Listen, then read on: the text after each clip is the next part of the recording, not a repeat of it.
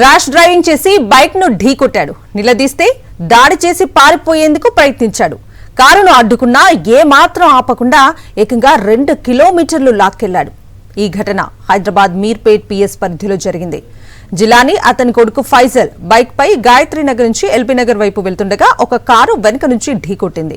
ప్రమాదం అనంతరం ఇరువురి మధ్య వాగ్వాదం చోటు చేసుకోగా కారులో ఉన్న వ్యక్తి ద్విచక్ర వాహనదారుడిపై దాడి చేసి అక్కడి నుంచి పారిపోవటానికి ప్రయత్నించాడు.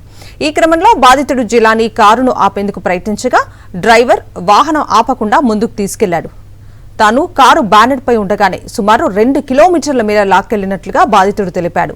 ఈ ప్రమాదంలో ఫైజల్ తీవ్రంగా గాయపడ్డాడు. ప్రస్తుతం అతడికి ఒక ప్రైవేట్ ఆసుపత్రిలో చికిత్సను అందిస్తున్నారు. బాధితుడి ఫిర్యాదు మేరకు మీర్పేట్ పోలీసులు కేసు నమోదు చేసి దర్యాప్తు చేపట్టారు. ర్యాష్ డ్రైవింగ్ చేసి బైక్ ను ఢీకొట్టాడు. నిలదీస్తే దాడి చేసి పారిపోయేందుకు ప్రయత్నించాడు. కారును అడ్డుకున్నా ఏమాత్రం ఆపకుండా ఏకంగా 2 కిలోమీటర్లు లాక్కెళ్లాడు.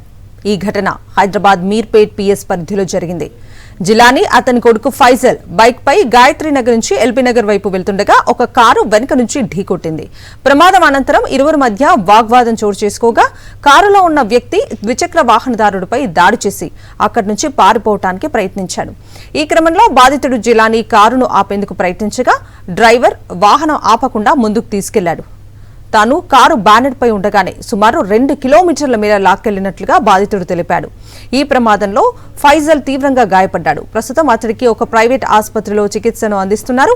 బాధితుడి ఫిర్యాదు మేరకు మీర్పేట్ పోలీసులు కేసు నమోదు చేసి దర్యాప్తు చేపట్టారు.